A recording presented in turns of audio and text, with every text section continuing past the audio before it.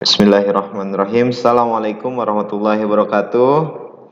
Perkenalkan, saya Zaki Taufikul Hakim, salah satu trainer dari pelatihan pajak Urevet AB PT ZAF Global International. Pada kesempatan kali ini saya berkesempatan untuk share atau menyampaikan satu materi, yaitu akuntansi perpajakan dan PPh Badan pasal 2529. Apa sih PPh Badan? Nah, sebelum masuk ke sana kita harus tahu definisi badan dulu ya. Badan adalah sekumpulan orang dan atau modal yang merupakan kesatuan baik yang melakukan usaha maupun yang tidak melakukan usaha. Meliputi perseroan terbatas atau lazim disebut PT. Ada perseroan komanditer atau CV, ada perseroan lainnya. Selanjutnya ada badan usaha milik negara atau BUMN, ada badan usaha milik daerah BUMD, ada firma, kongsi, koperasi, dana pensiun, persekutuan, perkumpulan, ada yayasan, ada organisasi massa, ormas, organisasi sosial politik atau organisasi lainnya. Selanjutnya ada lembaga dan bentuk badan lainnya termasuk kontrak, investasi kolektif dan bentuk usaha tetap atau BUT, dan bentuk badan lainnya termasuk reksadana. Ya, jadi dari definisi ini teman-teman, badan itu adalah sekumpulan orang ya. Jadi kalau ada sekumpulan orang, dia menyertakan modal atau tidak menyertakan modal. Nah, menurut pajak definisinya adalah badan. Gitu ya. Itu definisi badan. Dan dan badan ini adalah subjek pajak. Ya. Ini dia. Badan ada beberapa kategori nih. Ada subjek pajak badan luar negeri, ada subjek pajak badan dalam negeri, ada subjek pajak badan bentuk usaha tetap. Ya, kita bahas satu-satu. Untuk badan luar negeri itu adalah badan yang tidak didirikan atau bertempat kedudukan di Indonesia. Artinya selain bertempat kedudukan di Indonesia, itu merupakan subjek pajak badan luar negeri. Ya, misalkan teman-teman punya badan usaha beroperasi di Vietnam atau beroperasi di Thailand. Nah, itu adalah subjek pajak badan luar negeri. Selanjutnya yang kedua, luar negeri, masih luar negeri ya, menjalankan kegiatan atau usaha melalui BUT di Indonesia, kayak gitu ya. BUT itu bentuk usaha tetap, nanti kita jelaskan definisinya. Terus yang ketiga adalah menerima atau memperoleh penghasilan dari Indonesia tanpa melalui BUT, teman-teman. Ya, itu adalah subjek pajak badan luar negeri. Yang kedua adalah subjek pajak badan dalam negeri, di mana subjek pajak badan dalam negeri ini adalah badan yang didirikan di Indonesia, ya, didirikannya di Indonesia atau bertempat kedudukan di Indonesia sudah pasti. Jadi kalau teman-teman punya PT, punya CV tadi ya, yayasan mungkin atau yang lainnya, bertempat kedudukan di Indonesia dan beroperasi di Indonesia, maka itu termasuk kategori subjek pajak badan dalam negeri. Terus yang ketiga adalah bentuk usaha tetap. Bentuk usaha tetap adalah bentuk usaha yang dipergunakan oleh subjek pajak orang pribadi luar negeri (OPLN) dan subjek pajak badan dalam negeri untuk menjalankan usaha atau melakukan kegiatan pekerjaan bebas di Indonesia. Nah, ini boleh saya tambahkan ya. Jadi untuk bentuk usaha tetap ada masa waktunya teman-teman. Berapa hari? Yaitu 183 hari, kurang dari 183 hari dalam 12 bulan. Jadi kalau misalkan kategori operasional perusahaannya kurang dari 183 hari dalam 12 bulan, maka itu masih termasuk kategori bentuk usaha tetap. Nah, tadi ada subjek, ada juga yang bukan subjek badan. Nah, ada badan-badan tapi bukan merupakan subjek pajak badan. Yang pertama adalah badan perwakilan negara asing. Nah, ini seperti kedutaan besar yang bertempat kedudukan di negara-negara gitu ya. Misalkan seperti di Indonesia ada kedutaan besar Amerika bertempat kedudukan di Indonesia. Nah, itu dia bukan subjek pajak badan. Jadi dia tidak diwajibkan untuk lapor dan setor PPh badan karena bukan subjek pajak badan. Terus yang kedua ada organisasi internasional. Ini juga sama teman-teman. Apa itu? Organisasi internasional yang ditetapkan oleh Menteri Keuangan dengan syarat Indonesia menjadi anggotanya dan tidak menjalankan usaha atau kegiatan lain untuk memperoleh penghasilan dari Indonesia selain pemberian pinjaman kepada pemerintah yang dananya berasal dari iuran para anggota gitu. Contohnya misalkan apa? Mungkin bisa dicontohkan seperti IMF misalkan gitu ya. Indonesia menjadi anggota IMF kayak gitu, dan itu adalah organisasi internasional, dia tidak memperoleh penghasilan di Indonesia, tapi berhak memberikan pinjaman, dan Indonesia adalah salah satu anggotanya. Terus yang ketiga, yang bukan subjek pajak badan adalah unit tertentu dari badan pemerintahan dengan syarat dibentuk berdasarkan peraturan perundang-undangan yang berlaku, dibiayai dengan dana yang bersumber dari APBN atau APBD. Penerimaan lembaga tersebut dimasukkan dalam anggaran pemerintahan pusat atau daerah. Pembukuannya diperiksa oleh aparat pengawasan fungsional negara. Ini juga jika ada unit tertentu menerima anggaran dari APBN dan APBD, terus juga diaudit ya, secara pengawasan juga dari fungsional negara, maka itu badan tersebut bukan merupakan subjek pajak badan. Nah, tadi sudah mengenal subjek pajak badan dan bukan subjek pajak badan. Tentunya teman-teman, objek dari PPh badan adalah penghasilan.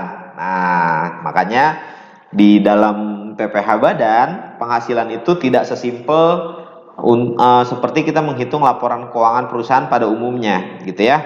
Kalau yang simpel itu kan gini ya, misalkan ada PT bergerak di bidang perdagangan. Ketika dia menjual suatu barang, nah itu adalah penghasilan, ya. Tuh, dikurangin biaya-biaya, dapatlah laba sebelum pajak, gitu ya. Dikurangin biaya pajak, dapat laba setelah pajak, gitu. Kalau untuk laporan keuangan sesimpel itu. Tapi jika kita mengacu pada PPh badan pasal 2829, penghasilan sendiri terbagi oleh tiga konsep, di mana penghasilan itu ada penghasilan yang diatur di pasal 4 ayat 3 Undang-Undang PPh, ada konsep penghasilan yang diatur di pasal 4 ayat 2 Undang-Undang PPh, ada konsep penghasilan yang diatur di pasal 4 ayat 1 Undang-Undang PPh. Maka nanti ketika kita menghitung PPh badan, kita harus mengklasifikasikan ya, mana jenis-jenis penghasilan yang diatur di pasal 4 ayat 3, pasal 4 ayat 2, dan pasal 4 ayat 1, kayak gitu.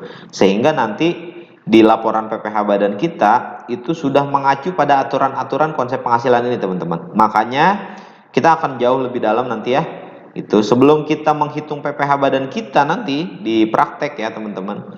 Itu teman-teman harus mengekualisasi namanya ya.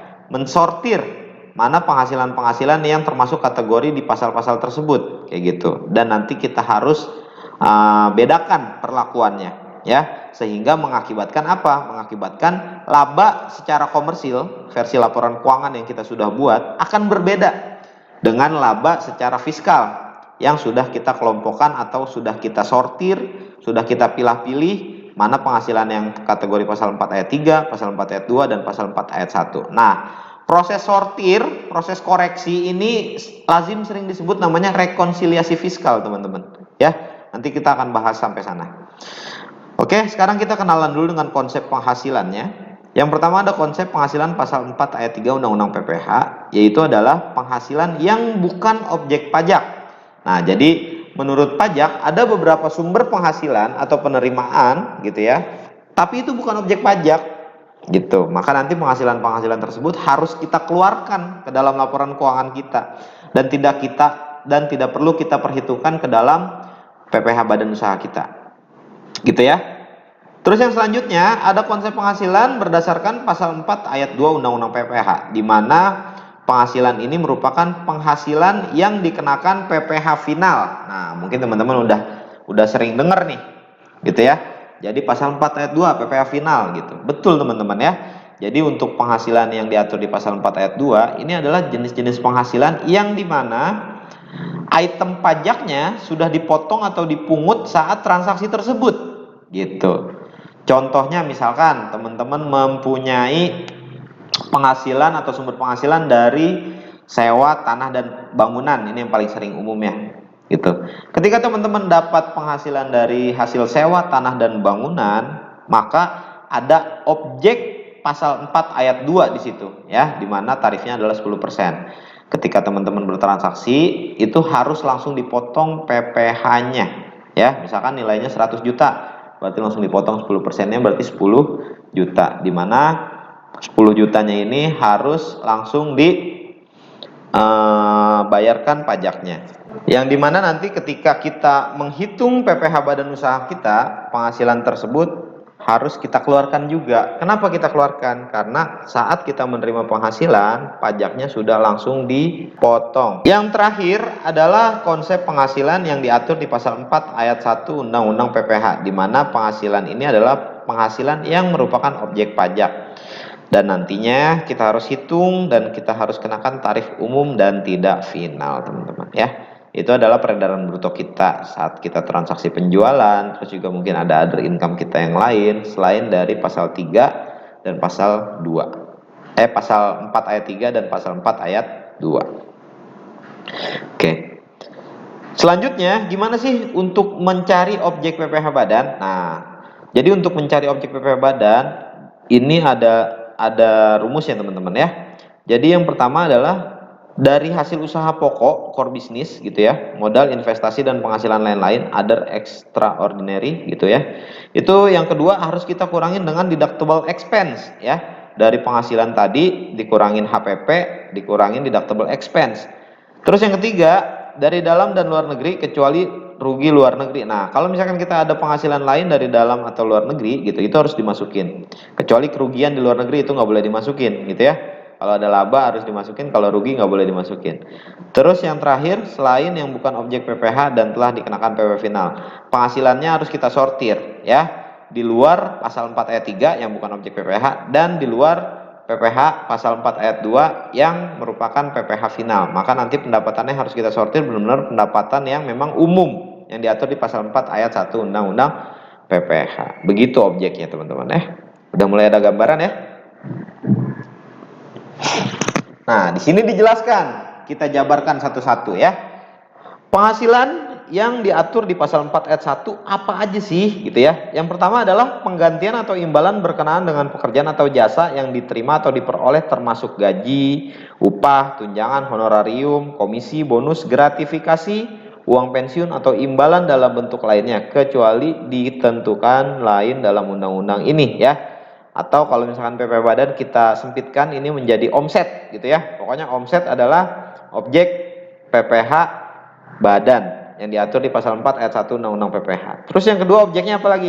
Hadiah dari undian atau pekerjaan atau kegiatan dan penghargaan. Kalau teman-teman dapat income dari hadiah, terus dapat income dari penghargaan atau pekerjaan dan kegiatan lain, other income gitu ya, di luar penghasilan utama kita, ini harus dimasukkan sebagai penghasilan ya.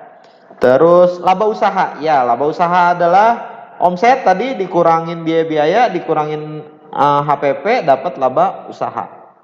Terus yang keempat adalah keuntungan karena penjualan atau karena pengalihan harta, termasuk satu keuntungan karena pengalihan harta kepada perseroan, persekutuan dan badan lainnya sebagai pengganti saham atau penyertaan modal, kayak gitu ya. Itu termasuk penghasilan juga menurut pasal 4 ayat 1. Terus yang kedua, keuntungan karena likuidasi. Jadi ketika misalkan teman-teman merger atau perusahaannya menggabung di likuidasi gitu ya, peleburan dan pemekaran, pemecahan atau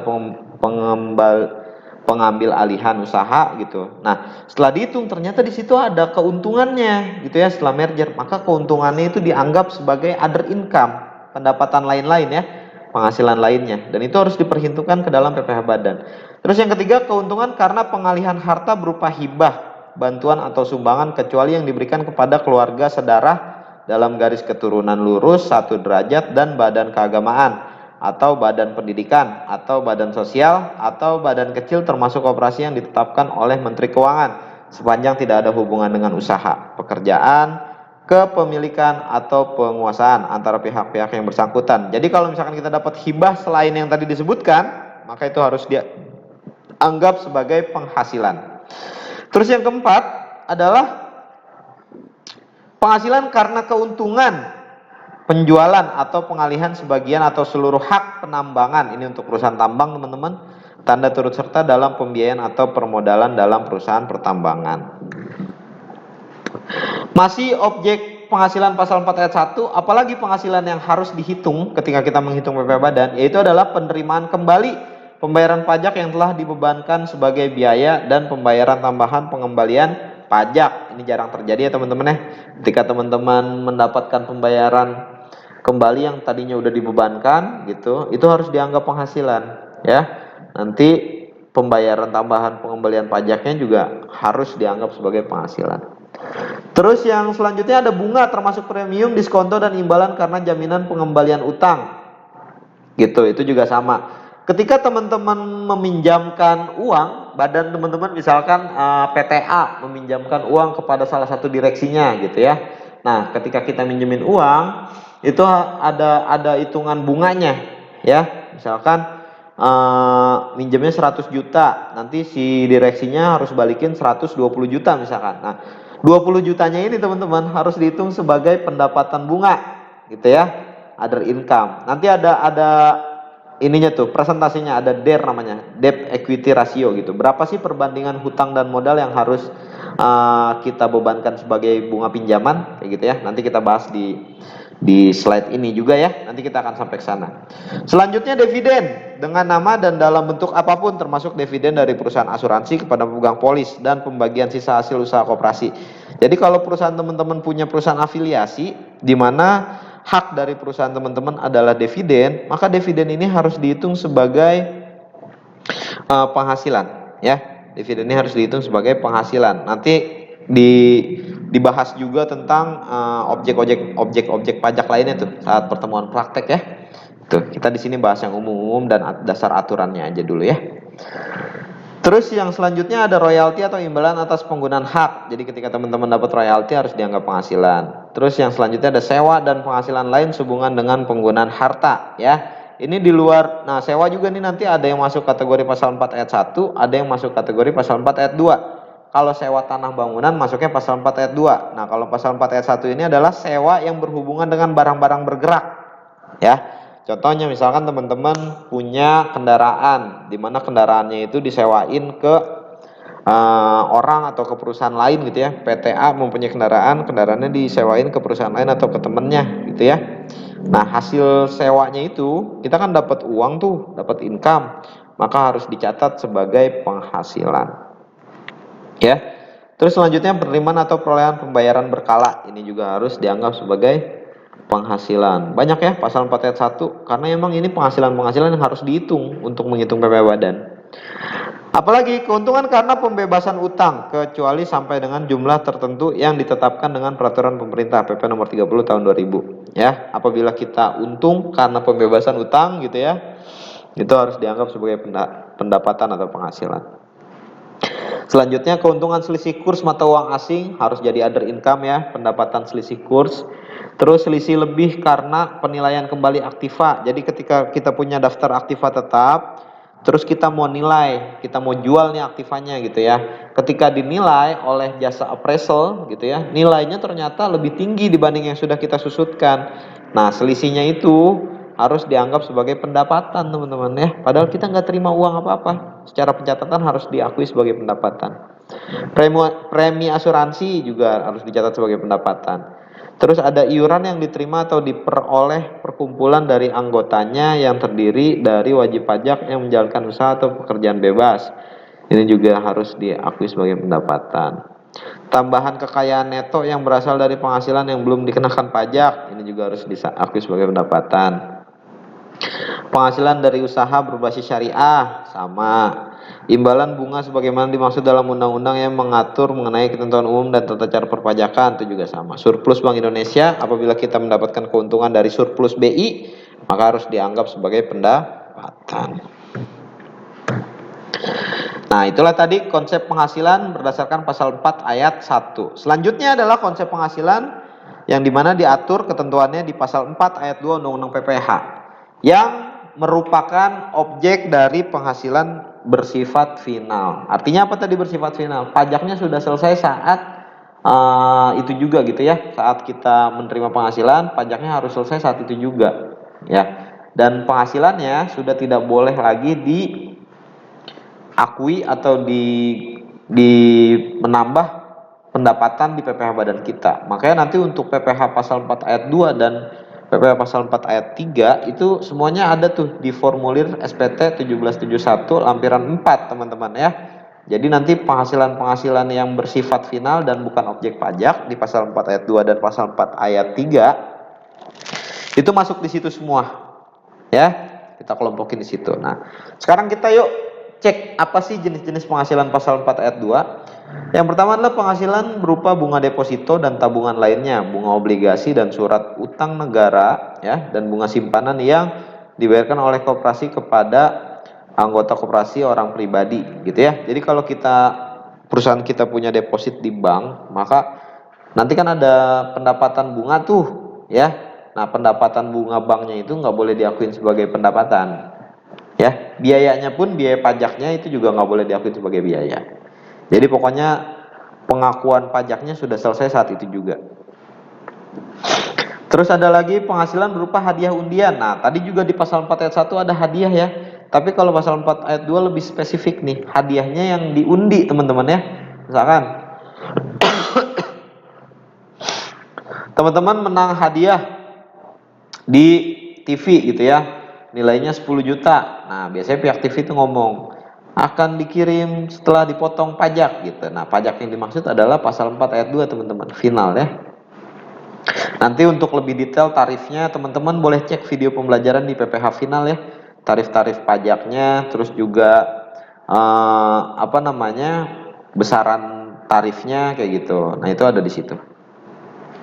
Yang ketiga, ada penghasilan dari transaksi saham dan sekuritas lainnya, transaksi derivatif yang diperdagangkan di bursa, dan transaksi penjualan saham atau pengalihan penyertaan modal pada perusahaan pasangannya yang diterima oleh perusahaan modal ventura. Jadi kalau perusahaan teman-teman masuk ke transaksi saham, nah nanti dapat penghasilan dari situ, itu harus dipotong PP final juga.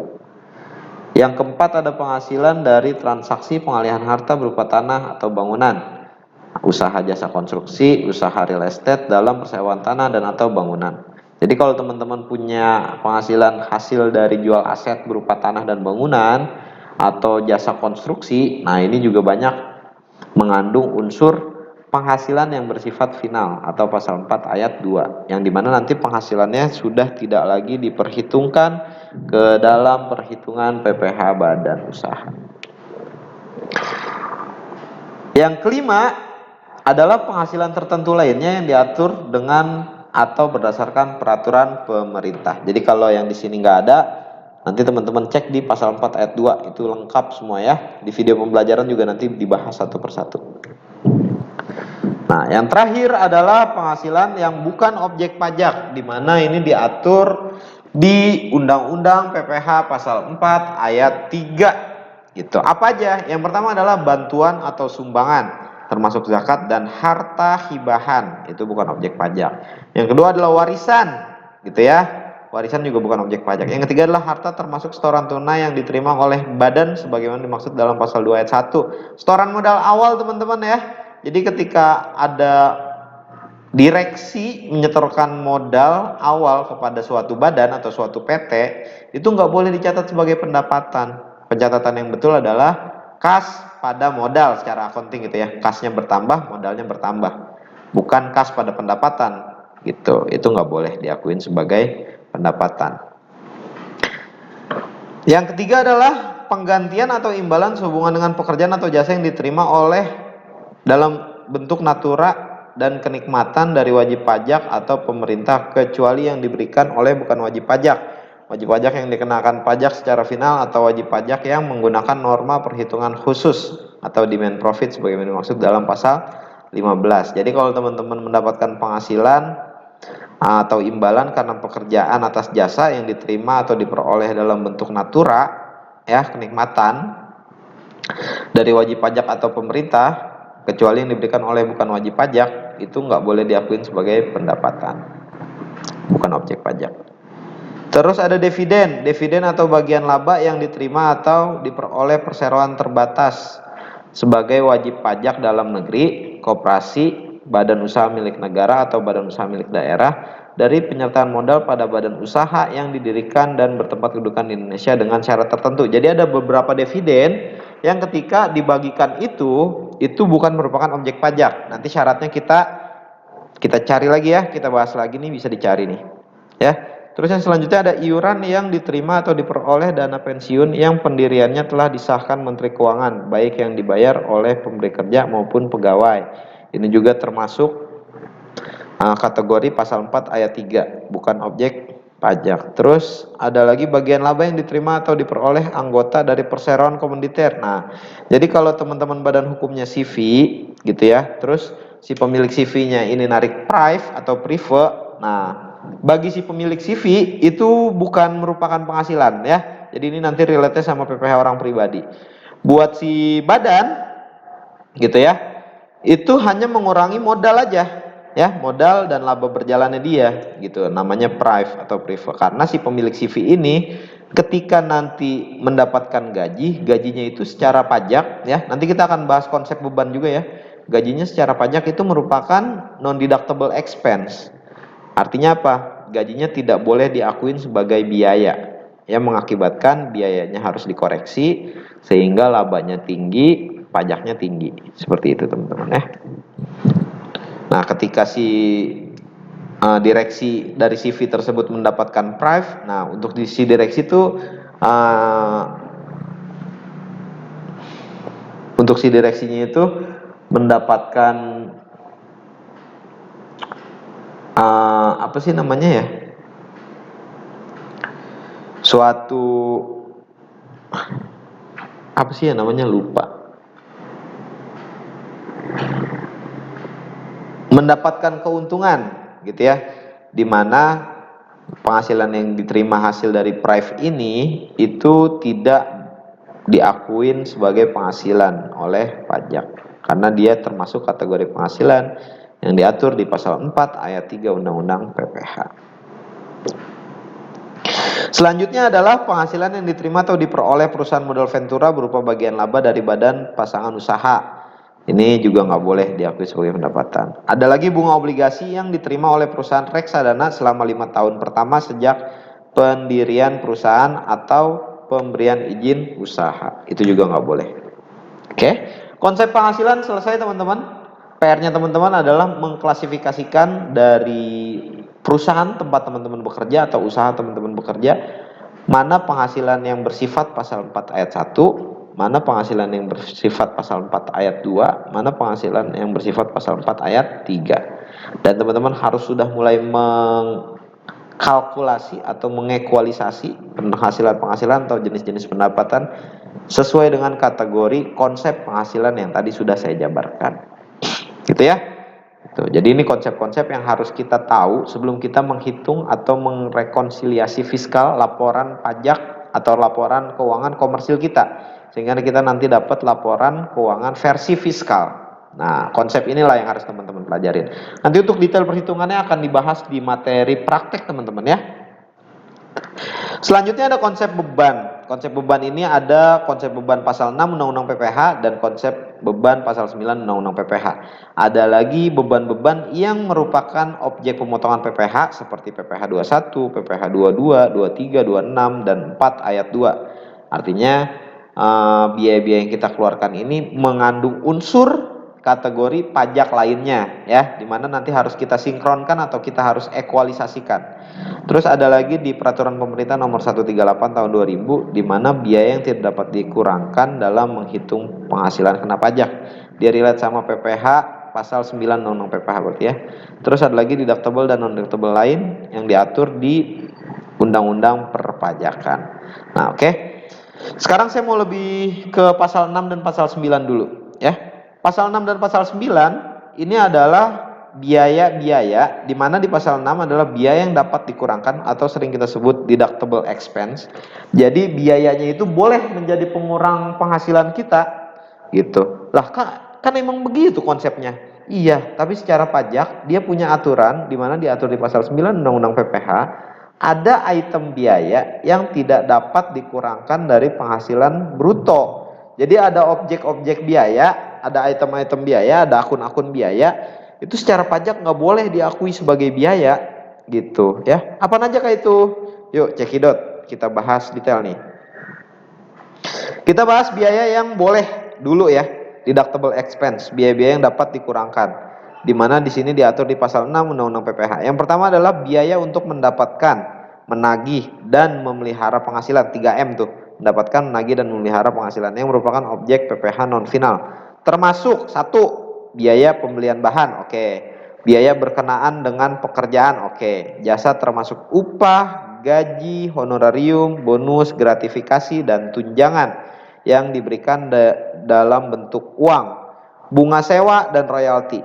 Biaya perjalanan boleh diakuin, biaya pengolahan limbah boleh, premi asuransi boleh, biaya promosi dan penjualan yang diatur atau ketentuan berdasarkan PMK. Jadi biaya promosi penjualan boleh ya, asalkan kita cek PMK-nya. Biaya administrasi dan pajak kecuali pajak. Jadi pajak nggak boleh diakuin sebagai biaya. Misalkan bulan ini kita bayar PPh 21, secara accounting itu nggak boleh diakuin sebagai biaya pajak PPh 21 pada bank, nggak boleh ya. Tapi kecuali pajak gitu. Nah, ada pajak-pajak yang boleh diakuin sebagai biaya, ada item pajak yang nggak boleh diakuin sebagai biaya. Pajak-pajak yang boleh diakuin sebagai biaya adalah pajak-pajak yang tak terduga, ya, tidak bisa kita hitung sendiri gitu. Apa contohnya? Misalkan ketika perusahaan kita mempunyai aset berupa kendaraan. Nah, di situ adalah pajak kendaraan bermotor, ya. Nah, pajak kendaraan bermotor ini ketika nanti kita bayar tahunan setahun sekali, itu biayanya boleh diakui sebagai biaya pajak, ya. Tapi pastikan bahwa kendaraannya ada di daftar aktiva. Jangan sampai ada item biaya pajaknya, tapi di perusahaan nggak punya aktiva tetap berupa kendaraan. Kayak gitu contohnya. Nah, selain itu seperti pajak karyawan, PPh 21, terus juga PPN, itu nggak boleh dijadikan sebagai biaya teman-teman ya. Itu harus perlakuannya hanya dua, pajak dibayar di muka atau hutang pajak gitu. Karena itu pajak-pajak masa yang bisa kita estimasikan atau kita hitung sendiri. Kayak gitu. Selain itu boleh diakui sebagai biaya. Apalagi biaya yang boleh dan dapat dikurangkan. Yang kedua adalah iuran kepada dana pensiun yang pendirinya telah disahkan oleh Menteri Keuangan ya. Jadi kalau misalkan kita ada karyawan terus daftarin BPJS tenaga kerjaannya, nah ada iuran pensiun, itu boleh ya, boleh diakui sebagai biaya. Terus yang ketiga adalah kerugian karena penjualan atau pengalihan harta yang dimiliki dan digunakan dalam perusahaan yang dimiliki untuk mendapatkan, menagih, dan memelihara penghasilan. Jadi kalau misalkan kita rugi dalam menjual daftar aktiva tetap kita gitu ya, nah itu biayanya boleh diakuin sebagai biaya. Terus yang keempat adalah kerugian dari selisih kurs mata uang asing ya. Ketika kita transaksinya pakai kurs, pakai mata uang asing, itu boleh ya. Misalkan kita bulan Januari kita beli bahan baku masih harga 9.000 gitu ya. Nah, bulan depan kan harus kita jual tuh. Ya, ternyata kursnya lagi turun gitu, 8.000. Kan kita rugi tuh 1.000. Nah, kerugiannya itu boleh diakuin sebagai biaya. Terus ada lagi biaya penelitian dan pengembangan perusahaan yang dilakukan di Indonesia. Jadi kalau teman-teman butuh riset atau apa terkait dengan kegiatan usaha teman-teman dan ada biaya yang dikeluarkan untuk itu, masukin kategori ini nih, biaya penelitian, biaya pengembangan, itu boleh diakuin sebagai biaya selama riset yang dilakukan adalah di Indonesia. Biaya beasiswa boleh, biaya magang dan pelatihan boleh ya. Masih biaya yang dapat dikurangkan di pasal 6 Undang-Undang PPh. Apalagi? Nah, piutang tak tertagih. Jadi ada piutang tak tertagih, itu boleh diakui sebagai biaya. Contohnya misalkan gini, kita punya customer gitu ya. Kita jual barang A nilainya 100 juta. Udah setahun lebih nih, itu belum dibayar sama customer kita. Kan secara pencatatan itu masih gantung terus tuh akunnya. Ya, akunnya dipiutang. Kayak gitu. Nah, karena kita mengkonfirmasi kepada customer kita, lu masih sanggup bayar gak nih gitu. Aduh, gue udah gak sanggup bayar nih, perusahaan gue udah pailit nih, udah bangkrut kayak gitu. Nah, akhirnya akunnya kita ganti tuh. Jadi piutang tak tertagih pada piutang gitu. Jadi piutang usahanya hilang, muncullah akun piutang tak tertagih. Secara accounting dan secara pajak, ternyata piutang tak tertagih ini boleh diakuin sebagai biaya ya, supaya nanti mengakibatkan piutang tak tertagihnya ini hilang, nol. Dalam teknis penjurnalannya kita akan jurnal begini, biaya piutang tak tertagih pada piutang tak tertagih gitu, sehingga lama-lama akunnya menjadi nol. Tapi boleh dilakukan seperti tadi teknisnya apabila piutang tak tertagihnya itu telah melewati 3 syarat. Yang pertama adalah telah dibebankan sebagai biaya dalam laporan keuangan laba komersil. Oke, misalkan itu sudah. Syarat yang kedua adalah wajib pajak harus menyerahkan daftar piutang yang tidak tertagih ini kepada pihak DJP gitu. Jadi daftar piutang yang tak tertagih ini harus kita serahkan ke pihak DJP. Terus yang ketiga, telah diserahkan perkara penagihannya kepada pengadilan negeri, instansi pemerintah yang menangani piutang negara, atau adanya perjanjian tertulis mengenai penghapusan piutang, pembebasan utang antara kreditur dan debitur yang bersangkutan. Ya. Nah, syarat yang keempat, telah dipublikasikan ke dalam penerbitan umum dan khusus. Gitu. Jadi kalau biayanya mau diakui sebagai biaya, maka 4 tahapan ini teman-teman harus lewati ya. Gitu ya. Selanjutnya apalagi biaya yang dapat dikurangkan adalah biaya sumbangan. Biaya sumbangan boleh diakui sebagai biaya deductible ya, sebagai pengurang PPh badan jika biayanya itu dikeluarkan ke lembaga yang ditunjuk sama pemerintah, lembaga sumbangannya. Seperti apa nih? Seperti lembaga GNOTA, Gerakan Nasional Orang Tua Asuh, kayak gitu ya. Ini surat edarannya. Terus misalkan ke Basnas, Badan Amil Zakat Nasional, tuh boleh. Nah, terus juga misalkan kita nyumbang ke bencana tsunami. Nah, ini adalah bencana yang dianggap sama pemerintah adalah bencana nasional dan sudah ada aturan yang mengatur itu. Maka biaya-biaya yang kita keluarkan untuk itu boleh diakui sebagai biaya. Ya. Terus yang selanjutnya adalah sumbangan dalam rangka penelitian pengembangan yang dilakukan di Indonesia yang ketentuannya diatur dengan peraturan pemerintah. Ini juga ya. Terus ada lagi biaya pulsa handphone dan perbaikannya 50% non deductible. Jadi ada biaya pulsa ya. Jika biaya pulsa ini dibuatkan akun sendiri dan tidak diperhitungkan di PPh 21 sebagai tunjangan gitu, maka pengakuannya adalah 50% boleh diakui sebagai biaya, 50% lagi nggak boleh diakui sebagai biaya. Ya. Terus biaya perbaikan dan pemeliharaan rutin kendaraan sedan dan sejenisnya sebesar 50% deductible. Nah, ini yang dimaksud di sini adalah kendaraan milik direktur ya. Jika ada direktur terus juga kendaraannya dibebankan ke perusahaan biaya pemeliharaan dan perbaikannya, maka secara pajak, secara aturan itu diakuinnya setengah-setengah, 50% diakuin sebagai biaya, 50% lagi diakuin tidak diakuin sebagai biaya. Oke.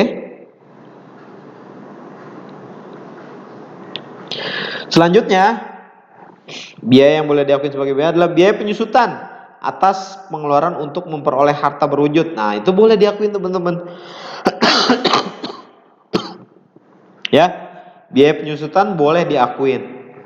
Jika metode penyusutan yang kita gunakan sesuai dengan metode penyusutan versi pajak mau gitu ya, dan metode penyusutan yang diakui sama pajak hanya 2, yaitu metode garis lurus dan metode saldo menurun gitu. Oke, diatur di pasal 11 dan 11A. Oke, nanti kita akan bahas ke sana.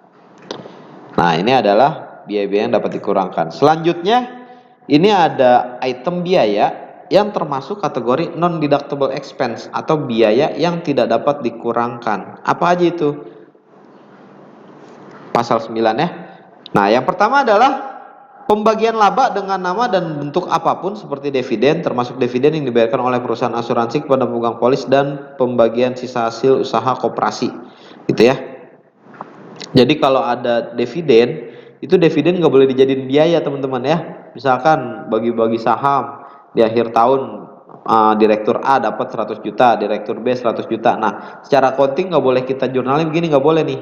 Biaya dividen pada bank, biaya dividen pada bank, itu nggak boleh. Ya, jadi dividen ini adalah pengurang laba dan modal gitu. Jadi dia punya akun sendiri, tapi dia posisinya mengurangi laba dan mengurangi modal gitu. Nah, itu nggak boleh diakui sebagai biaya. Ya, terus yang kedua adalah biaya yang dibebankan atau dikeluarkan untuk kepentingan pribadi pemegang saham, sekutu atau anggota.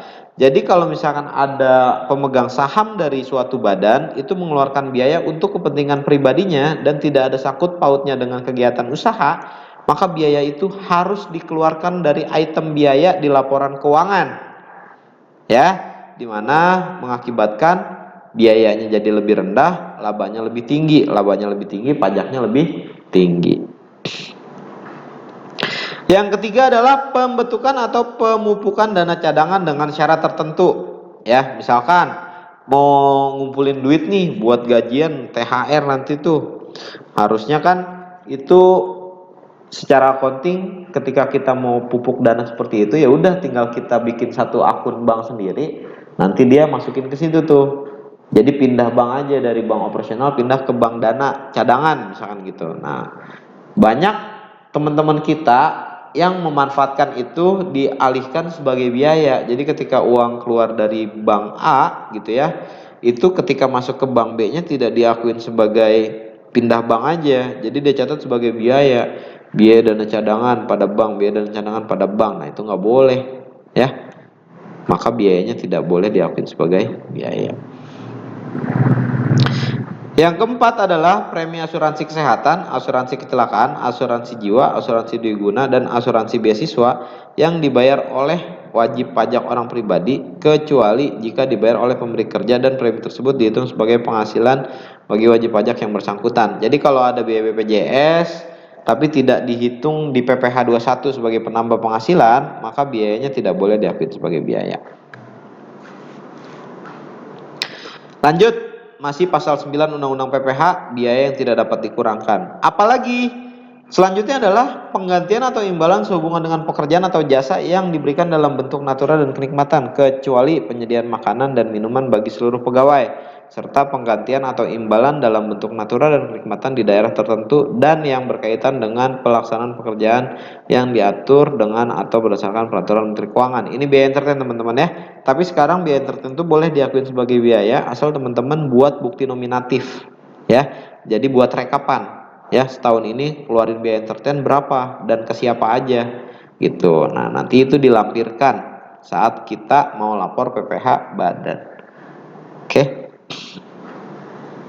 Ketika biaya entertain yang kita akuin di biaya itu lebih tinggi dengan bukti nominatif yang kita catat, maka selisihnya ini harus dikoreksi teman-teman ya. Selisihnya ini nggak boleh diakuin sebagai biaya.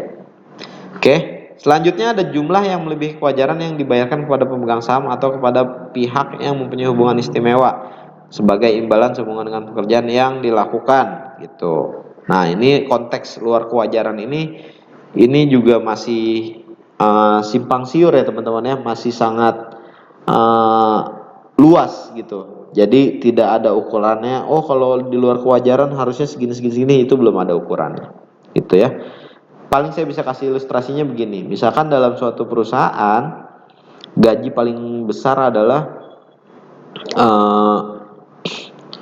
si manajer. Nah, ketika si manajer itu mendapatkan penghasilan sebulan misalkan 20 juta gitu ya. Terus si direksinya itu sebulan 100 juta. Ketika ini diperhitungkan ke dalam PPh 21 nggak jadi masalah teman-teman ya.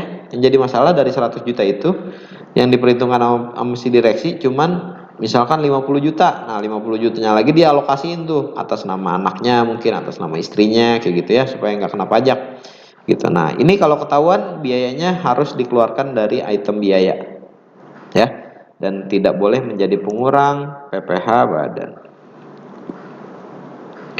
Terus harta yang dihibahkan, bantuan atau sumbangan dan warisan tadi ya. Kalau sumbangannya ke lembaga yang ditunjuk pemerintah boleh diakuin. Tapi kalau sumbangannya ke yayasan kasih ibu misalkan atau ke tetangga kita, nah itu nggak boleh diakuin sebagai biaya tuh ya. Terus pajak penghasilan, ketika nanti kita menghitung PPh badan kan dapat tuh pajak penghasilan setahun berapa. Nah, kalau di laporan laba rugi komersil kan pajak penghasilan jadi ngurangin profit ya. Jadi ada laba rugi sebelum pajak, terus ada pajak penghasilan, jadi laba rugi setelah pajak. Nah, kalau si laporan fiskal nanti pajak penghasilan itu nggak boleh diakuin sebagai pajak biaya, sebagai biaya pajak gitu ya. Maka nanti dia harus kita keluarkan dari item biaya. Selanjutnya ada biaya yang dibebankan atau dikeluarkan untuk kepentingan pribadi, wajib pajak atau orang pribadi yang menjadi tanggungannya. Misalkan direksi dan keluarganya lagi ditugasin buat perjalanan dinas ke daerah Yogyakarta misalkan. Tadinya perusahaan beroperasi di Jakarta, dia lagi perjalanan dinas di Yogyakarta. Nah, ketika perjalanan dinas itu dihitung tiket kereta, tiket transportasinya, tiket penginapannya gitu ya, pas dicek-cek ternyata ada salah satu tiket di mana tiket itu adalah tiket rekreasi wahana misalkan gitu. Nah itu kan nggak ada kaitannya sama pekerjaan dan itu kan dipakai untuk kepentingan pribadi dan tanggungannya si direksi gitu ya. Maka atas dasar itu biaya yang tadi dipakai untuk rekreasi itu nggak boleh diakuin sebagai biaya, tapi biaya yang lain seperti penginapan, transportasi itu boleh diakuin sebagai biaya ya. Terus gaji yang dibayarkan kepada anggota persekutuan firma atau perseroan komanditer. Tadi tuh biaya gaji untuk pemilik CV ya. Jadi kalau ada badan hukumnya CV, terus si pemiliknya ini dapat gaji, itu harus dikeluarkan biaya gajinya ya. Jadi si pemilik CV ini nggak berhak dapat gaji menurut fiskal ya. Secara aturan sah-sah aja sebenarnya, dia yang punya, dia yang terlibat juga di operasional, tapi secara fiskal ini tidak boleh dibebankan sebagai biaya gaji, di mana nanti harusnya si pemilik CV ini hanya mengambil prive ya atau penarikan modal yang nantinya itu tidak berpengaruh terhadap laporan laba rugi, hanya berpengaruh terhadap laporan neraca ya, modal, laba berjalan, laba ditahan dikurangin prive gitu. Terus yang selanjutnya ada sanksi administrasi ya. Jadi kalau teman-teman dapat surat cinta dari pajak terus dapat sanksi administrasi berupa bunga, denda telat lapor, bunga telat bayar gitu ya. Serta sanksi apapun yang berkaitan dengan pihak pajak, kan kita bayarin tuh sanksinya ya. STP-nya, surat tagihan pajaknya kita bayarin.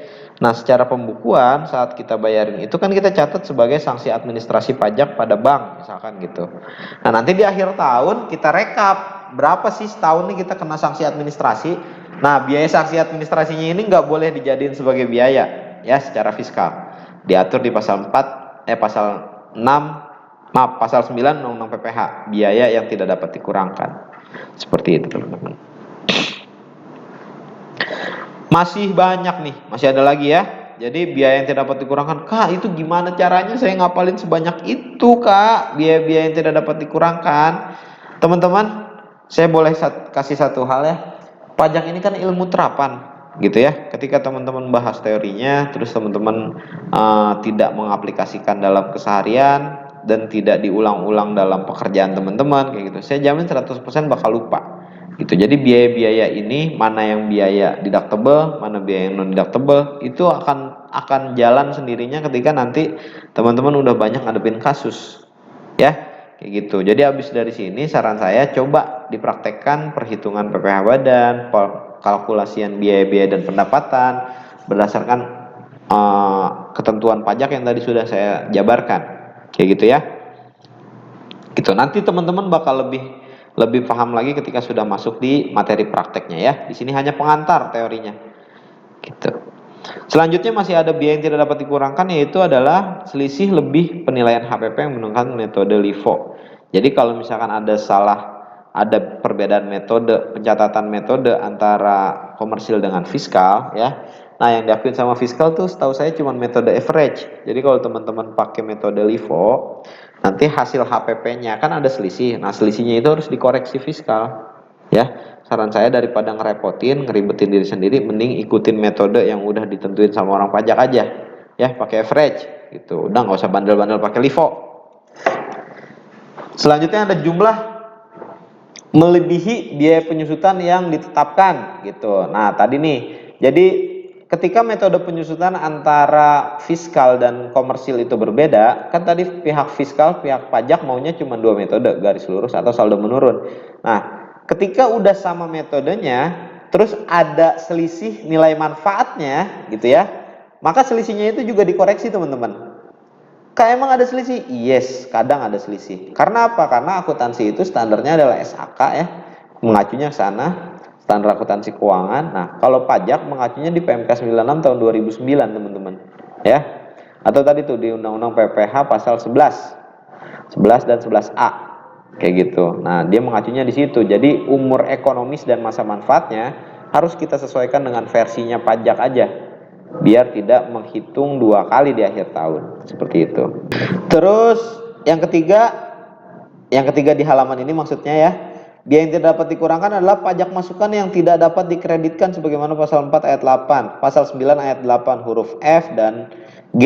Undang-Undang PPN, sepanjang tidak dapat dibuktikan benar telah dibayar dan pajak masukan berkenaan dengan pengeluaran yang tidak dapat dikurangkan dalam menentukan besarnya penghasilan kena pajak, sebagaimana dibahas di pasal 9 ayat 1 Undang-Undang PPH dan pasal 3 PP nomor 138 tahun 2000. Jadi kalau ada PPN masukan yang banyak dan udah tidak bisa dikreditkan, itu nggak boleh dibiayakan. Ya, ketika itu dibiayakan, maka biayanya nggak boleh diakuin sebagai biaya atau non deductible expense. Selanjutnya ada biaya untuk mendapatkan, menagih maksudnya nih ya, dan memelihara penghasilan yang bukan objek pajak, yang pengenaan pajak yang bersifat final yang dikenakan pajak berdasarkan demand profit atau norma perhitungan neto, ya, dan norma khusus PPh yang ditanggung oleh pemberi penghasilan kecuali PP pasal 26 tarifnya 20%. Dikali 100 dibagi 80 dikali V boleh dibiayakan pasal 4. Terusnya kerugian dari harta atau utang yang tidak memiliki dan tidak dipergunakan dalam usaha atau kegiatan untuk mendapatkan, menagih, dan memelihara penghasilan yang merupakan objek pajak. Contoh, perusahaan yang mempunyai villa di puncak dijual, terus rugi, bukan rui itu ya, rugi. Nah, maka tidak dapat dibiayakan. Jika dijualnya untung, maka menjadi objek pajak, gitu ya. Terus, nilai sisa buku harta yang dialihkan kepada pegawainya, itu juga nggak boleh diakuin sebagai biaya. Misalkan ada aktiva tetap nih, ini yang poin terakhir, dua terakhir ini adalah kaitannya sama aktiva tetap ya. Misalkan kalau yang tadi yang villa tuh kita punya kendaraan, misalkan saya ganti ya. Terus kendaraannya kita jual. Ketika jual kan ada metode pencatatan accountingnya tuh ya. Nah, kan selisih dari penjualan itu tuh secara accounting biasanya lemparnya kedua akun tuh, biaya rugi penjualan aktiva atau pendapatan laba penjualan aktiva. Ketika pendapatan laba, ketika mengalami laba itu harus dijadiin pendapatan. Ketika rugi nggak boleh dibiayain. Seperti itu. Terus yang terakhir juga ini nilai sisa buku harta yang dialihkan kepada pegawainya. Kalau ada daftar aktiva yang kita keluarkan tapi kita nggak jual, kita kasih ke pegawai kita, tapi kan secara accounting harus dikeluarkan ke daftar aktiva dan itu melalui jurnal. Nah, ketika di jurnal itu ada biayanya, maka biayanya nggak boleh diakui sebagai biaya. Nah, ini turunannya. Berdasarkan pasal 9 Undang-Undang PPH, ada lagi diatur di Surat Edaran Dirjen Pajak nomor 20 PJ 4294, yaitu bunga pinjaman selama masa konstruksi yang tidak terkapitalisir menjadi komponen harga pokok atau harga peralihan aset. Contohnya pembangunan gedung. Misalkan kita bangun gedung ya, belum jadi. Nah, itu selama bangunannya belum jadi nggak boleh dijadiin biaya. Bolehnya other asset. Namanya biasanya ada bangunan dalam proses atau bangunan dalam pelaksanaan kayak gitu ya. Jadi dia ngumpulin dulu, nanti ketika gedungnya sudah diresmikan, disahkan, oke, gedungnya bisa ditempatin, baru tuh secara pencatatan kita balik jurnalnya. Gedung debit kreditnya adalah gedung dalam proses, misalkan kredit habis, saat itu baru mulai kita susutkan. Nah, yang boleh dibiayakan adalah biaya penyusutannya. Terus ada lagi turunan di keputusan nomor 220 PJ 2022, di mana 50% dari biaya pemakaian telepon seluler yang meliputi beban penyusutan, biaya berlangganan atau pengisian ulang pulsanya, hanya 50% dari biaya pemakaian kendaraan sedan yang meliputi beban penyusutan dan biaya pemeliharaan dari perbaikan rutin. Jadi pemeliharaan perbaikan dan pulsa itu hanya diakui sebagai 50% deductible, 50% lagi non deductible. Selanjutnya adalah Surat Edaran nomor 27 PJ 42 tahun 1986, di mana biaya entertain atau jamuan sejenisnya sepanjang tidak ada hubungannya dengan kegiatan usaha wajib pajak dan tidak dibuatkan daftar nominatif dan dilampirkan pada SPT tahunan. Jadi biaya entertain boleh, tapi teman-teman harus buatkan daftar nominatifnya. Ketika tidak ada daftarnya, antara biaya dengan daftar ada selisih, maka selisihnya harus dikoreksi fiskal ya. Biayanya tidak dapat diakui. Terus turunannya ada lagi Surat Edaran nomor 46 PJ 4 1985, di mana ada bunga pinjaman seluruhnya apabila rata-rata pinjaman sama besar atau lebih kecil dibanding rata-rata deposit atau tabungan. Bunga pinjaman sebagian apabila rata-rata pinjaman lebih besar dibanding rata-rata deposit. Nah, ini tadi tuh ya, ketika kita meminjamkan uang ke pihak luar, perusahaan meminjamkan uang ke pihak luar, maka harus dihitung bunga pinjamannya. Nanti diatur di debt equity ratio ya. Kita akan bahas juga nanti di materi ini ya. Nah, setelah dapat konsep beban dan konsep penghasilan, maka teman-teman harus menyimpulkan ya, apa sih itu akuntansi pajak gitu. Nah, akuntansi pajak itu singkatnya gini, perbedaan prinsip aja sih, prinsip pajak dengan prinsip akuntansi. Kalau prinsip akuntansi kan mengacunya ke standar akuntansi keuangan, sak etap gitu ya. Kalau akuntansi pajak mengacunya adalah ke peraturan perpajakan. Di mana sih definisinya begini teman-teman ya. Akuntansi pajak adalah sekumpulan prinsip, standar, dan perlakuan akuntansi lengkap yang digunakan oleh wajib pajak sebagai landasan untuk memenuhi kewajiban perpajakannya. Akuntansi perpajakan merupakan bagian akuntansi yang menekankan kepada satu, penyusunan SPT, yang kedua, pertimbangan konsekuensi perpajakan terhadap transaksi atau kegiatan perusahaan. Gitu ya. Jadi biasanya kalau laporan keuangan internal itu pertanggungjawabannya kan untuk pihak direksi mengambil keputusan biasanya ya. Nah, kalau eksternal nih, laporan pajak, laporan keuangan yang nanti kita buat penghitungan pajak, maka konsekuensinya adalah pertimbangan konsekuensi perpajakan terhadap transaksi atau kegiatan perusahaan. Jadi tanggung jawab kita lebih ke pajak gitu ya. Gimana caranya jangan sampai PPh badan kita atau badan kita dikoreksi di audit ya sama pihak pajak kayak gitu. Itu adalah definisi akuntansi pajak.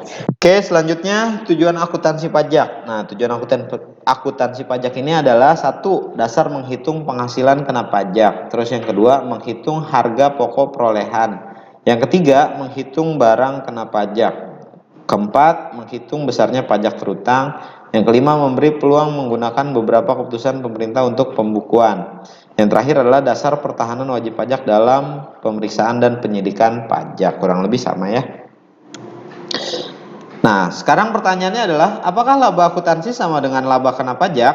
Nah, jawabannya adalah berbeda teman-teman ya. Kenapa berbeda? Karena akuntansi standarnya adalah rujukannya adalah standar akuntansi keuangan. Dan pajak, laba pajak itu adalah peraturan perpajakan. Maka penentuan laba akuntansi sering disebut namanya pre-tax financial income gitu ya, laba sebelum pajak, dan penghasilan kena pajak atau laba fiskal. Nah, kalau misalkan untuk si pajak sendiri sering disebut dengan kata penghasilan kena pajak atau laba fiskal atau taxable income. Juga seringkali menghasilkan perbedaan. Yap. Nah, inilah yang sering menghasilkan perbedaan. Karena ada beda tetap dan beda sementara dalam melakukan rekonsiliasi fiskal. Beda tetap ada 3 poin. Yang pertama adalah menurut komersial merupakan penghasilan, tapi sedangkan menurut pajak penghasilan bukan penghasilan. Contohnya adalah dividen. Gitu ya. Menurut komersil ketika perusahaan mendapatkan dividen itu otomatis menambah penghasilan mereka gitu ya. Tapi secara pajak ketika perusahaan mendapatkan dividen ini penghasilan tapi harus disesuaikan dengan pajak terkait, dan dividen dari perusahaan ini ya, apabila perusahaan mendapatkan dividen ini itu adalah objek pajak dari PPh pasal 23, dan pastikan bahwa setelah menerima dividen sudah dipotong PPh pasal 23. Terus perbedaan tetap yang kedua adalah menurut komersil merupakan penghasilan, tapi sedangkan menurut pajak penghasilan telah dikenakan pajak penghasilan yang bersifat final. Nah, contohnya apa?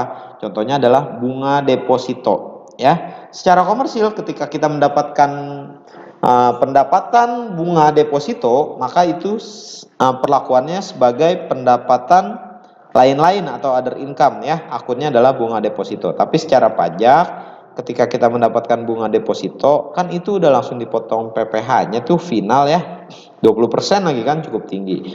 Maka pendapatannya tidak lagi menambah penghasilan atau pendapatan utama perusahaan. Jadi pendapatannya harus dikoreksi.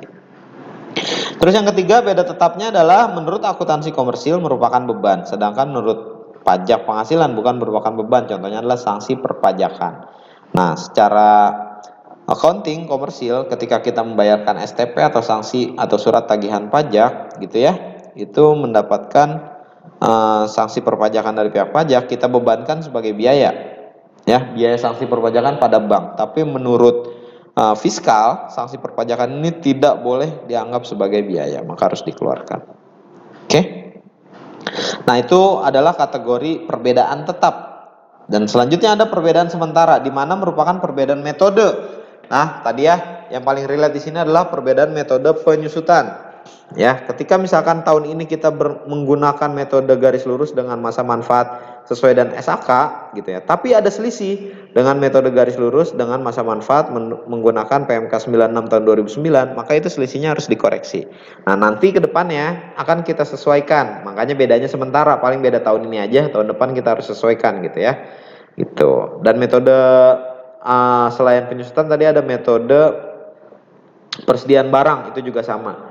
Metode persediaan barang itu disesuaikan dengan SAK pakai FIFO gitu ya, sedangkan menurut pajak nggak boleh pakai FIFO, maunya pakai average gitu. Nah, nanti akan terakomodisir sama ya di tahun yang akan datang. Nah, maka dari perbedaan-perbedaan tersebut kita harus lakukan yang namanya rekonsiliasi fiskal, di mana rekonsiliasi fiskal ini terbagi dua teman-teman ya.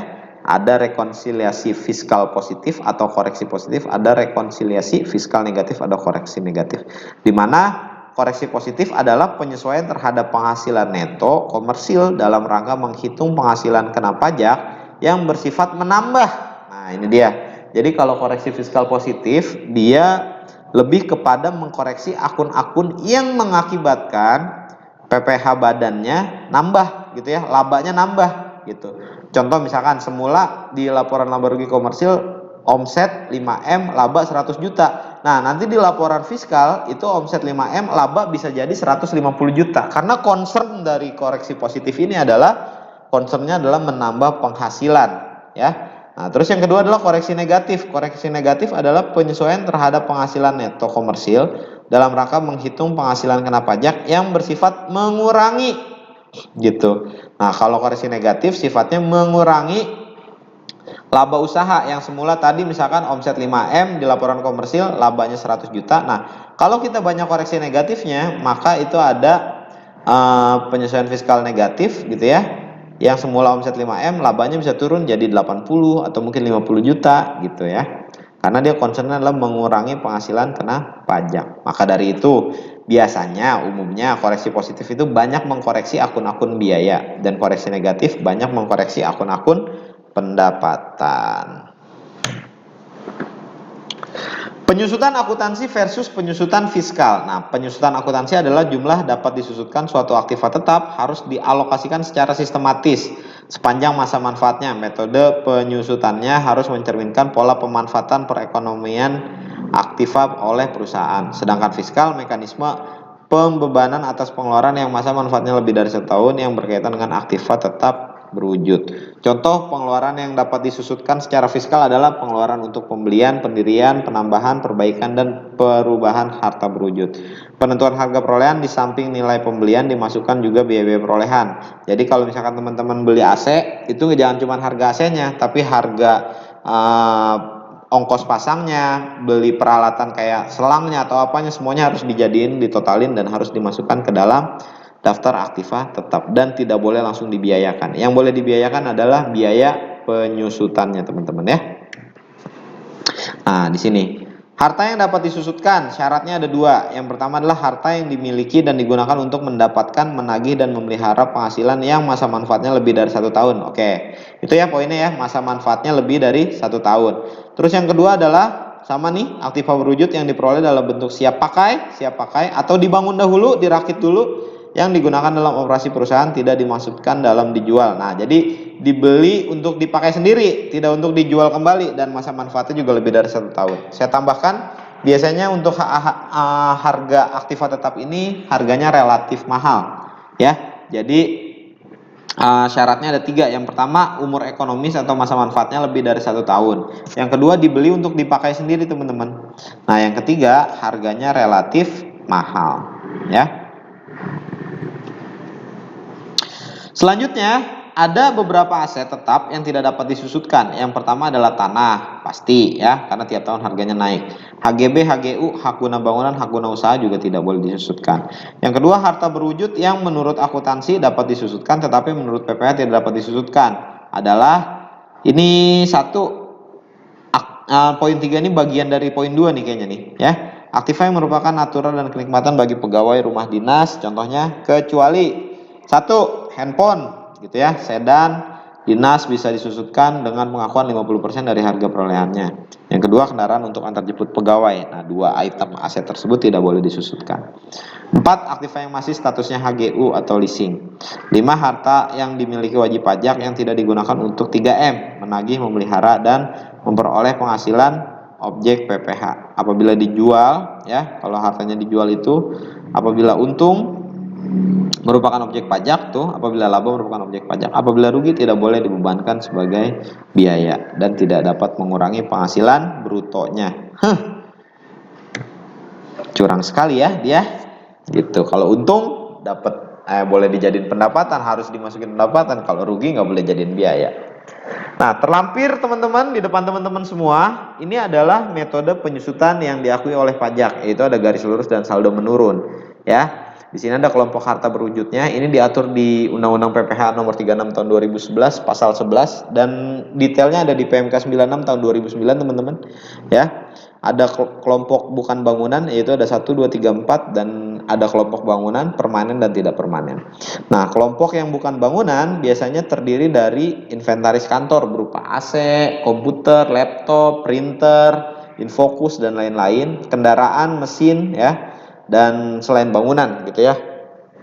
Maka untuk poin kelompok 1, 2 dan 3, untuk kelompok 1 biasanya itu adalah aset-aset inventaris, peralatan, kantor gitu ya. Nah, untuk poin 2 dan 3 biasanya adalah kendaraan dan mesin-mesin. Nah, kelompok 4 ini sebenarnya bagian dari kelompok bangunan ya, teman-teman ya. Nah, garis lurus nilai penyusutannya ada 25%. 25% ini berasal dari 100 dibagi 4, 25. Ya, 100% dibagi 4 tahun masa manfaatnya, dapatlah 25%. Yang 12,5% juga sama, 100% dibagi 8 tahun, dapatlah 12,5%. Terus yang ketiga juga sama, yang keempat juga sama. Nah, saldo menurun adalah 2 kali dari persentasenya teman-teman ya, persentase garis lurus gitu. Masa manfaat dan tarif amortisasi tertentu. Ada beberapa masa manfaat dan amortisasi tertentu. 1. Biaya pendirian dan biaya perluasan modal. Tarif berdasarkan kelompok harta atau dibebankan sekaligus pada tahun terjadinya pengeluaran untuk item tersebut.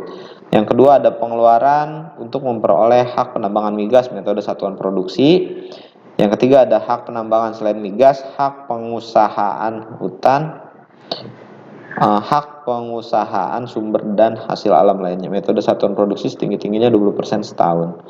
Pengeluaran sebelum operasi komersil yang masa manfaatnya lebih dari 1 tahun. Tarif berdasarkan kelompok harta.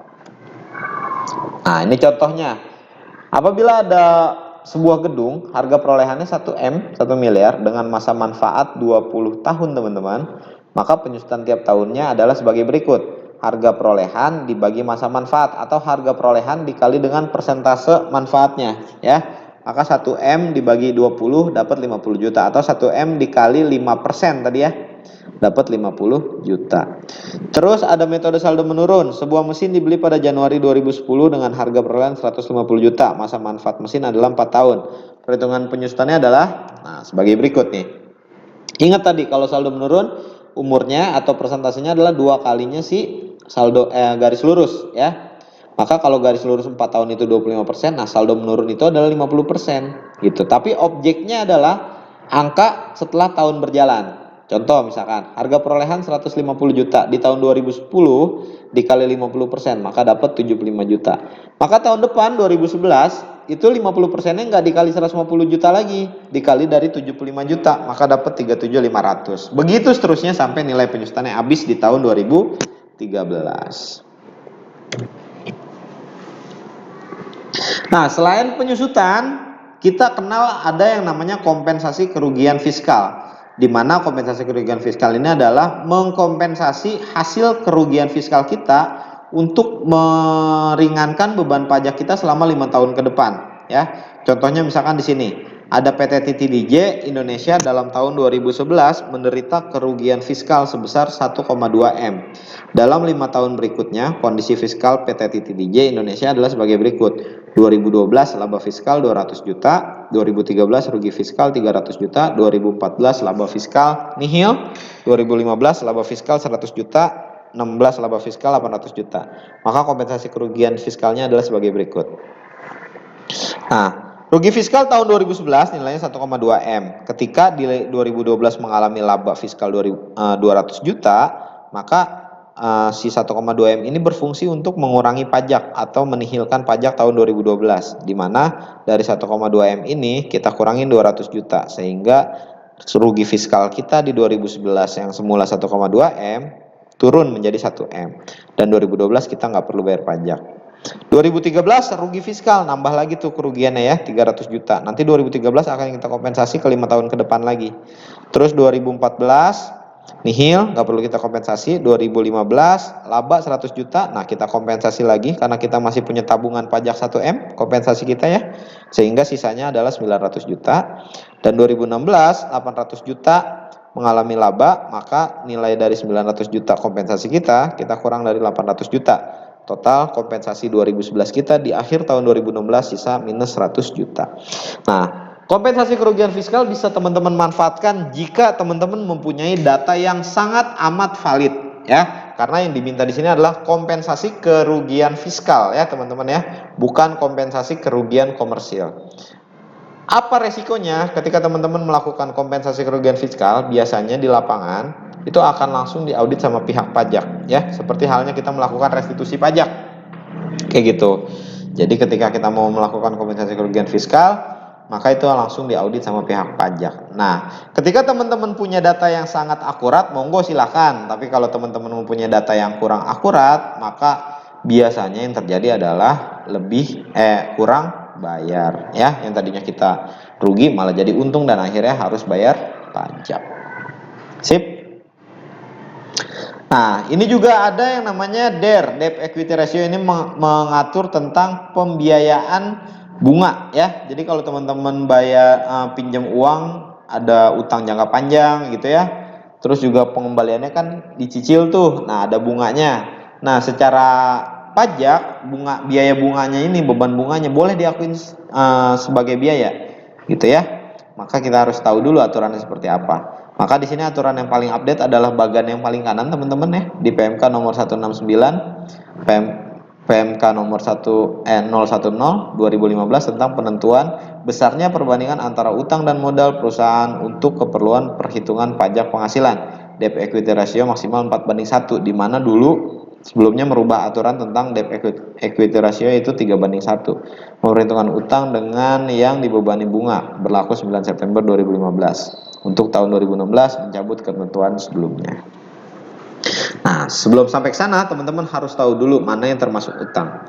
Yang termasuk utang berdasarkan PMK nomor 169 tahun 2015 adalah saldo rata-rata utang pada tahun pajak yang dihitung berdasarkan saldo utang tiap akhir bulan pada tahun pajak yang bersangkutan. Menurut pasal 1 ayat 3 PMK 169, saldo utang sebagaimana dimaksud pasal ayat 2 meliputi saldo jangka panjang, saldo jangka pendek, termasuk saldo utang dagang yang dibebani bunga. Apa yang termasuk modal? Nah, modal adalah saldo rata-rata modal pada satu tahun pajak yang dihitung. Nah, modal itu itemnya ada modal ditempatkan, ada laba ditahan, laba berjalan, kurangi dividen, gitu ya.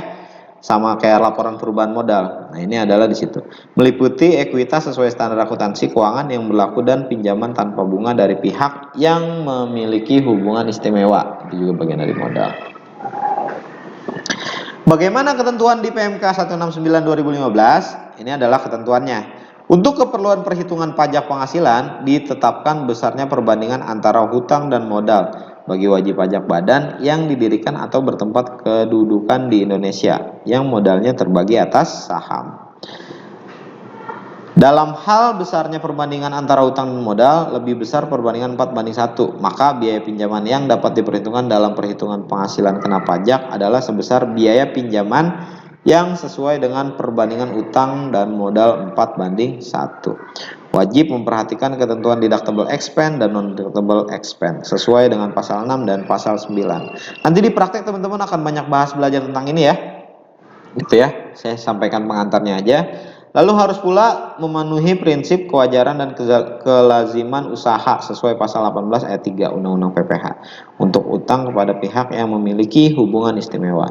Dan jika saldo ekuitas 0 atau kurang dari 0, maka seluruh biaya pinjaman wajib pajak bersangkutan tidak dapat diperhitungkan dalam perhitungan penghasilan kena pajak.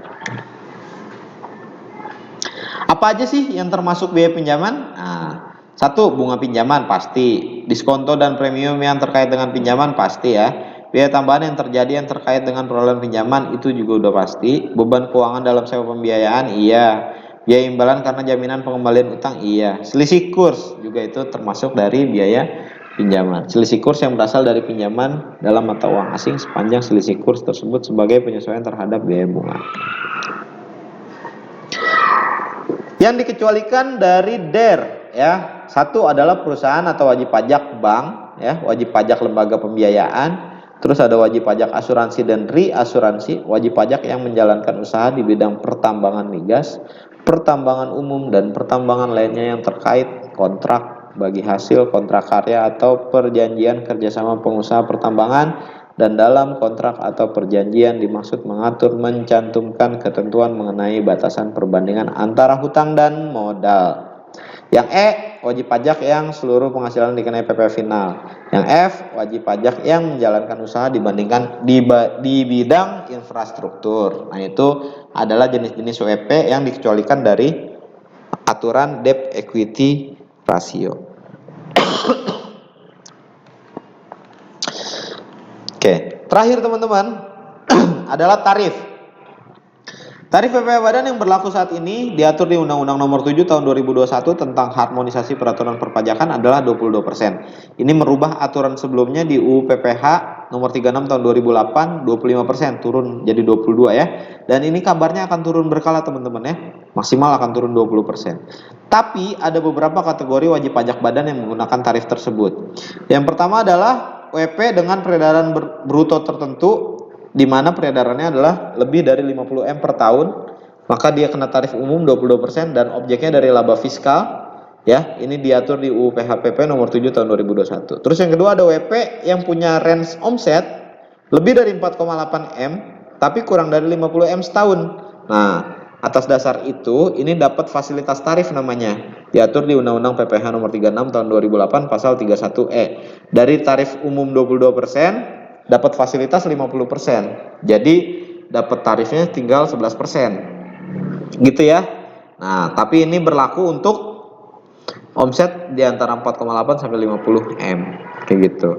Terus yang ketiga ada WP badan dengan omset kurang dari 4,8 M per tahun. Nah, ini juga nih tarifnya rendah banget teman-teman, 0,5%. Ya. Ini diatur di PP nomor 23, Peraturan Pemerintah nomor 23 tahun 2018. Dan di mana di sini ada jangka waktunya ya. Kalau untuk PT 3 tahun, CV 4 tahun. Orang pribadi 7 tahun yang menjalankan usaha. Maka nanti ketika udah masa waktunya udah habis, dia akan naik ke atas tuh. Ya, ketika omsetnya masih di range di bawah 4,8 M, dia akan dapat fasilitas pasal 31E. Nah, bedanya apa? Kalau yang fasilitas pasal 31E ini dia objeknya adalah laba fiskal. Nah, kalau yang si WP di bawah 4,8 M objeknya adalah peredaran bruto kotor. Dan terakhir adalah tarif untuk perusahaan yang menjual 40% sahamnya diperdagangkan di bursa efek, maka akan mendapatkan tarif lebih rendah 5%. Ini diatur di PP nomor 81 tahun 2007, PMK 238, PMK 03 2008, Surat Edaran 42 PJ 2009 ya. Akan teman-teman ulas lebih banyak lagi nanti di materi praktek gitu ya. Oke, tadi kita sudah review tentang PPh Badan ya, dimana itu ada konsep penghasilan, ada konsep beban, ada rekonsiliasi fiskal, ada metode penyusutan, ada debt to equity ratio ya, untuk mengetahui beban bunga ya, berapa sih maksimal yang harus dibebankan beban bunganya ya gitu ya, diatur di debt equity ratio. Terakhir adalah tentang tarif ya. Pengantar ini akan teman-teman pelajari lebih lanjut saat praktek di materi PPh Badan saat Zoom ya. Oke, mungkin sekian dari saya untuk penyampaian materi PPh Badan ini. Kita akan ketemu lagi di materi Zoom praktek nanti ya. Kurang lebihnya maaf. Saya Zaki Taufikul Hakim. Assalamualaikum warahmatullahi wabarakatuh.